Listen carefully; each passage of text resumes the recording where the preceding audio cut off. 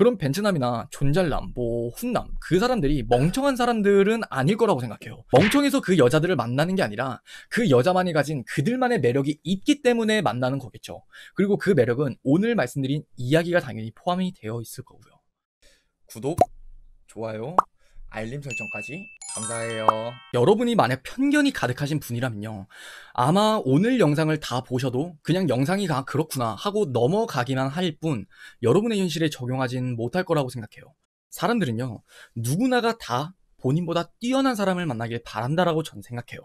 그게 단연 그 사람의 외모적인 부분만 일컫는 게 아니라 그 사람의 성격 아니면 그 사람의 보이지 않는 생각의 깊이까지를요. 잠깐만 우리 생각을 해볼까요? 훈남이 왜 훈녀를 만날까요? 그들도 눈이 있다면요, 당연히 본인보다 떨어진 사람을 만나고 싶어 하지 않을 텐데 대체 그 매력이 뭘까요? 여러분들도 방금 제 말에 당연히 그 매력이라는 게 있겠지라고 어느 정도 막연하게는 생각을 하셨을 거예요. 하지만요, 여러분들이 이걸 이해하기 위해서는 일단 두 눈에 보여지는 거에 집착을 하는 게 아니라 보이지 않는 것을 보는 눈을 기르셔야 돼요. 그러면은 대체 눈에 보이지 않는 것들이 뭐냐? 계속 여러분은 이런 생각을 하시면서 또 한켠에는 그런 생각을 할 거예요. 그래서 대체 무슨 매력이 있는 건데? 하지만 여러분은 지금도 그 매력이 뭔지를 알려고 하는 그 느낌이라고 해야 될까요? 아니면 마인드라고 해야 될까요? 그것 자체가 눈에 보이는 거에 집착을 하는 거라고 좀 생각을 해주세요. 일단 그 생각에 대한 편견을 좀 깬 다음에 제 이야기를 들어주시면 좋을 것 같아요. 그럼 본격적으로 훈녀가 훈남을 꼬실 수 있는 방법, 저는 딱 현실적으로 두 가지라고 생각해요. 첫 번째는 나의 매력을 개발시키거나 혹은 남자들이 좋아하는 나의 매력을 내가 보여주거나요. 조금만 눈치가 빠르신 분이라면 이해를 했을 거예요. 닭이 먼저냐 달걀이 먼저냐의 문제예요. 사람은요, 누구나가 가진 각각의 매력이 전 있다라고 생각을 해요. 여러분들도 잘 돌이켜보시면은 여러분은 정말로 충분히 매력적인 사람이란 말이에요. 하지만 세상에는 딱 두 가지의 사람만이 있다고 생각해요. 첫 번째, 본인의 매력을 알고 나서 그걸 개발시키는 사람. 그리고 투자는 그걸 개발시키지 못하는 사람. 이러한 단순한 전제가 괜찮은 남자를 만나느냐 못 만나느냐, 이 큰 차이를 만들어낸다고 저는 생각해요. 그러면은 내 매력이 뭐고 내 매력에 대한 개발을 어떻게 시켜야 되느냐, 아주 간단하게만 설명을 드리면은 딱 두 가지를 생각을 하시면 돼요. 첫 번째는 수동적인 여자가 있고요, 두 번째는 능동적인 여자가 있어요. 이 둘의 여자 중 어떤 여자가 더 매력적이다가 아니라 단지 성향이 다른 거라고 이해를 하시면 돼요. 수동적인 여자부터 말씀을 드릴게요. 이런 수동적인 여자들의 가장 큰 장점이자 무기이자 매력은요, 리액션이에요. 아주 쉽게 예를 들어 드릴게요. 남자랑 여자랑 만나는데 꼭 그런 남자들이 있어요. 와, 넌 진짜 무슨 생각을 하는지 모르겠다. 뭐 이것도 좋고 그러고 다 저것도 좋다 그렇고, 그렇다고 너한테 막상 다가가자니 뭔가 모를 벽이 있는 것 같아. 뭐랄까 좀 남자친구만 들어갈 수 있는 벽? 약간 이런 느낌을 생각을 하시면 돼요. 수동적인 매력을 갖춘 여자들은요, 본인이 리액션을 함에 있어서 어떻게 리액션을 해야 되는지 이거에 대해서 굉장히 잘 알아요. 그리고 남자들이 좋아하는 리액션, 그런 것도 너무 잘 알죠. 하지만 수동적인 입장이 있다고 해서 모든 걸 다 수동적으로 받아주는 게 아니라 내가 받아줘야 될 부분과 받아주지 않아야 될 그 선을 정확하게 지킨다라는 거예요. 여러분이 이해하기 쉽게 설명을 드리면요, 선 긋는 여자 있죠. 그러니까 쉽지 않은, 줏대 있는, 내가 뭔가 마음을 줘도 되는 남자나 그게 아닌 남자를 잘 구분을 한다라는 거예요. 하지만 일단 우리가 집중해야 될 베이스는 수동적인 매력이라는 건데, 이 수동적인 매력의 중점은 바로 리액션이라는 거예요. 그러면은 대체 내가 어떻게 리액션을 해주면 돼요? 여러분의 감정을 정말 솔직하게 그냥 표현을 하시면 돼요. 제 영상을 조금만 들여다보시면은 리액션을 할 수 있는 구체적인 방법 같은 거, 그건 너무나 자세하게 이야기를 다뤘다고 생각을 해요. 하지만 그럼에도 불구하고 여러분이 리액션이 어려운 이유, 제가 딱 하나만 맞춰볼까요?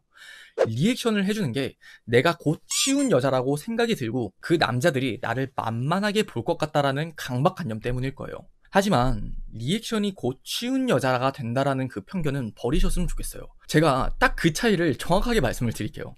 첫 번째 리액션은요, 아, 난 너랑 있는 거 진짜 되게 좋다. 와, 너랑 있는 거 왜 이렇게 즐거워? 야, 너랑 있으니까 진짜 시간 가는 줄 모르겠다 하는 리액션이 있고요. 그리고 두 번째는, 아, 너 개 좋아. 너 진짜 좋아.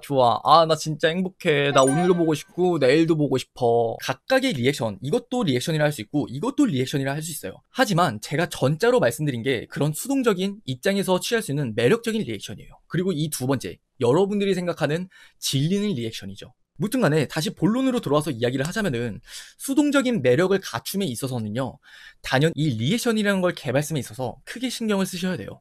여러분이 남자를 만나면서 어디까지 내가 리액션을 해줘야 될까? 지금 하는 이야기가 여러분들한테 정말 어렵게 느껴질지는 모르겠어요. 하지만 좀 더 잘 따라오셔야 돼요. 제가 방금 말씀드렸던 건 감정적인 리액션이에요. 하지만 인간이 할 수 있는 리액션이란 건 감정적인 리액션뿐만이 아니라 이성적인 리액션 또한 있단 말이에요. 이런 이성적인 리액션이 남자가 여자에게 매력을 느끼게 하는 그런 훈남들이 흔녀를 만날 수밖에 없는 리액션이 된다라고 설명을 드리고 싶어요.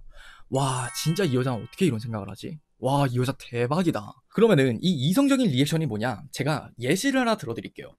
나 요즘에 직장에서 이런 고민이 있는데 어떻게 하면 좋을까? 이런 문제를 겪는 남자친구가 있어요. 이런 남자들에게 여러분은 어떤 식으로 리액션을 할 수 있을까요? 첫 번째, 뭐 별것도 아닌 거 가지고 그래. 그렇게 뭐 힘들어할 거면 그냥 직장 때려쳐.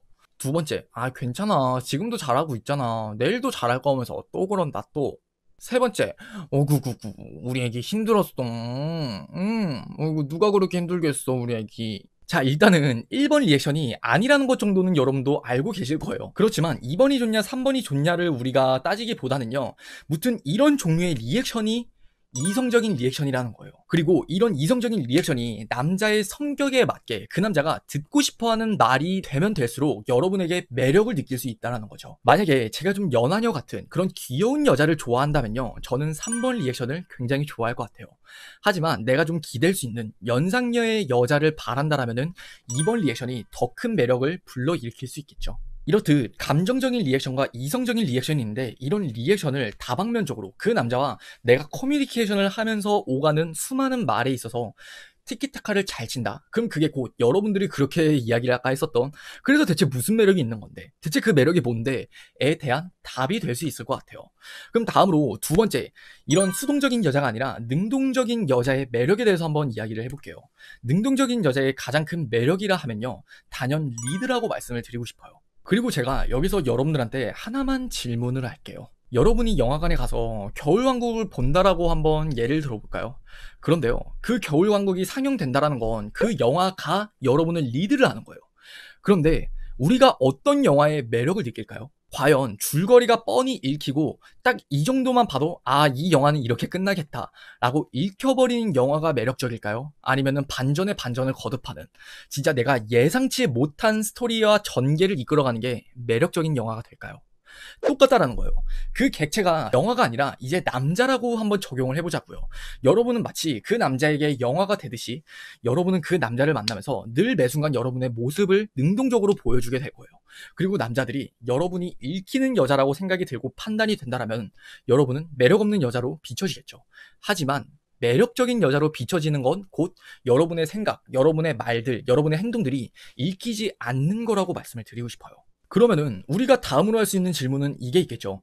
내가 어떻게 하면 읽히지 않는 여자가 될 수 있어요? 답은 간단해요. 최대한 남자를 많이 만나보시면 돼요. 겨울왕국, 그 디즈니의 감독은 몇 년차 짬밥의 감독일까요? 몇십 년 짬밥의 감독이겠죠. 똑같아요. 여러분들도 능동적인 여자의 매력이 되기 위해서는 여러분이 단연 남자를 최대한 많이 만나보시는 게 정답이다라고 말씀을 드리고 싶어요. 하지만 제가 여기까지 이야기를 하고 끝낼 거라면은 애초에 이 이야기를 시작하지 않았겠죠. 여러분들한테는 경험이 없고 저한테는 뭐 경험이 있을 거예요. 그러면은 제가 경험한 걸 토대로 여러분들이 경험이 없는 상황에서 어떻게 하면 좀 더 내가 감동적인 작품을 만들어낼 수 있을까? 감동적인 영화를 만들어낼 수 있을까? 그리고 그 남자에게 내가 좀 더 어떻게 하면은 능동적으로 매력적인 여자가 될 수 있을까를 설명을 드린다면요, 두 가지가 필요하다고 말씀을 드리고 싶어요.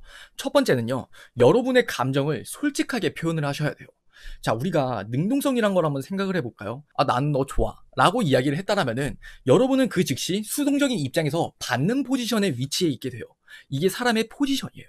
그런 것처럼 여러분들이 감정을 솔직하게 표현하는 것 자체만으로도 일단 능동성은 끌어올 수 있단 말이에요. 이해가 가시나요? 그 사람과 만남에 있어서 여러분이 좋고 싫음은 조금 확실하게 표현을 하셨으면 좋겠어요. 그러면은 그 자체만으로도 이 남자들의 입장에서는 얘는 이걸 싫어하는구나, 이건 얘는 좋아하는구나, 이렇게 생각을 하면서 여러분에 대한 판단을 수동적으로 취하게 될 거예요. 하지만 여기까지는 부족하죠. 어떻게 보면 이거는 그냥 그 남자들이 싫어할 수도 있게 될 수 있는 결과를 만들 수 있잖아요. 그래서 하나 더 필요한 게 두 번째예요. 두 번째는 그 남자 입장에서 생각을 했을 때 이게 싫다라고 비춰지지 않을 걸 말씀을 하시면 돼요. 이게 무슨 말이냐면요, 자, 만약에 그 남자가 파스타를 싫어한대요. 근데 여러분들한테 우리 내일 뭐 먹으러 갈까? 이렇게 묻는 거예요. 근데 걷다 대고 여러분들이 나 파스타 먹으러 가고 싶어 라고 이야기를 하라는 게 아닌 거예요. 감이 오시나요? 아주 쉽게 말씀을 드린 건데 아주 복잡하게 생각을 하면 정말 끝도 없어요. 여러분들이 어디까지 내가 생각을 하고 맞추고 눈치를 봐야 될까?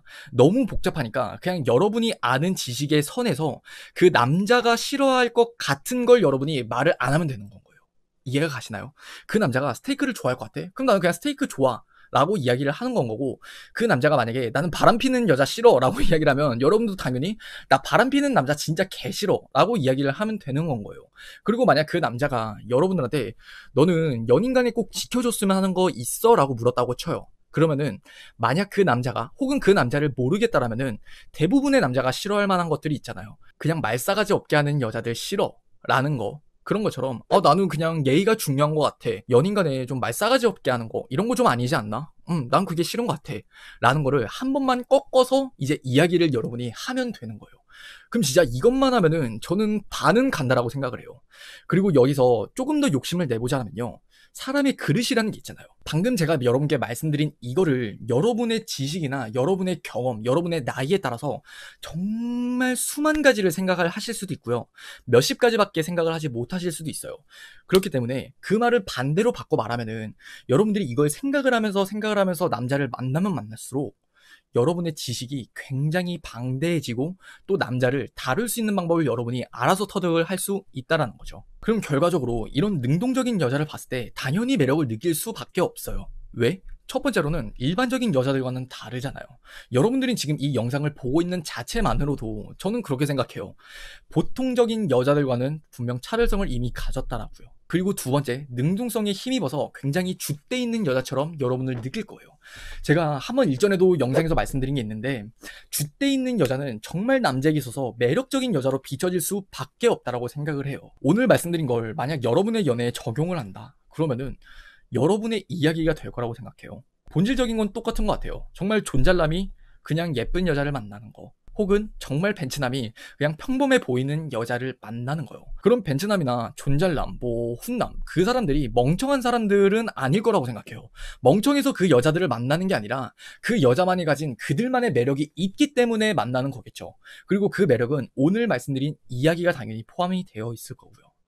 무튼 오늘 영상도 여러분께 도움이 되었으면 좋겠습니다. 오늘의 영상은 여기까지고요. 영상이 도움이 됐으면 좋겠습니다. 이상 유진이었습니다.